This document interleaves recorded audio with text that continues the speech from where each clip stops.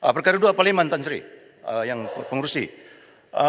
Hangat di luar sekarang ini tentang soal MP Ponteng Parlimen. Lebih hangat apabila speaker sendiri mengeluarkan statement di luar sana, bukan dalam Dewan. Speaker akan melihat untuk penalize MP, disebut tentang potong gaji ataupun meletakkan senarai nama di dalam website, shaming them. So apa sebenarnya kehendak Parlimen dalam isu ini? Sama ada ianya akan terlibat serta kumpulan-kumpulan yang duduk sebagai eksekutif ataupun tertalu kepada mereka yang backbencher dan kami yang di sini. Kerana kalau dilihat attendance, dia tidak boleh ada segregation of MPs di kalangan eksekutif dan juga backbencher dan pembangkang. Kenapa ini, Tan Sri? What is wrong with this MP? Ya. What is wrong? Yeah. Ini Pulau Beluran. Silakan. I wish I can answer you. Please. Ya. Mana ada, Tan Sri? Okey.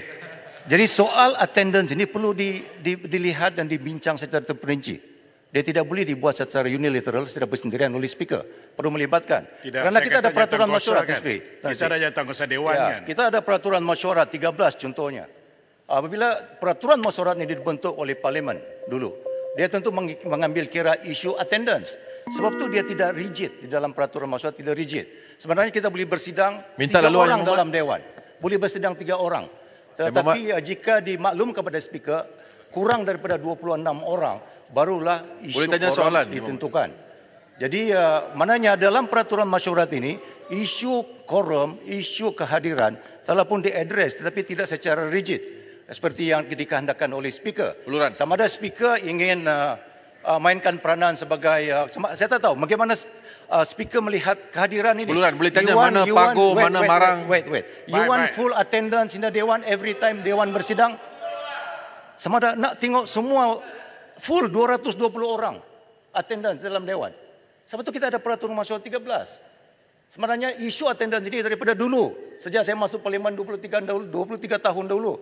Tetapi isunya tidak diperbesarkan. Kerana memang dalam peraturan macam demikian. Tiada menteri yang boleh hadir masyurat Parlimen setiap masa. Kalau kita tengok penggulungan Parlimen, mana Larut, mana Marang, mana Pago.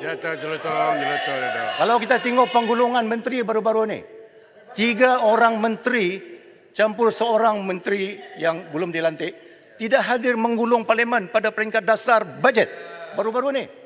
So you want to question that? You want to question the executive menteri yang tidak hadir? Tak.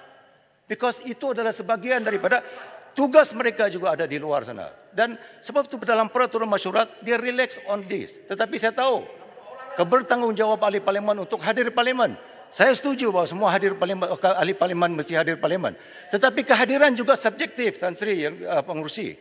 Kerana ahli Parlimen boleh duduk 1 minit sini dan keluar dan pulang. Juga dia consider sebagai hadir dalam Dewan. So how do you find kehadiran? 1 minit duduk sini pun boleh dikira sebagai hadir. Orang yang duduk yang datang Parlimen 1 minit dan pulang tidak terlibat dalam perbahasan juga dilihat sebagai hadir.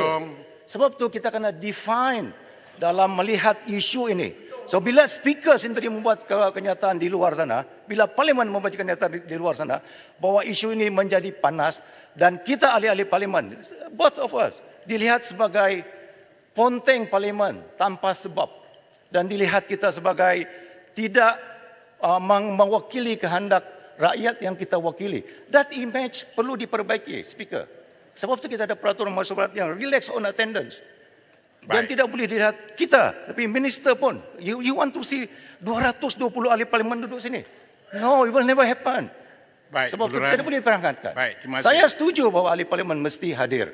Tetapi melihat dan penalize mereka, shaming them, saya rasa bukan satu tindakan yang baik untuk mengangkat martabat Parlimen ini. Masih.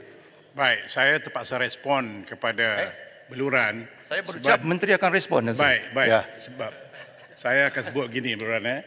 Yang pertama sekali perkataan shaming was wrong. I never intend to shame. Yang kedua, saya menjawab bahawa ahli Parlimen ada komitmen lain.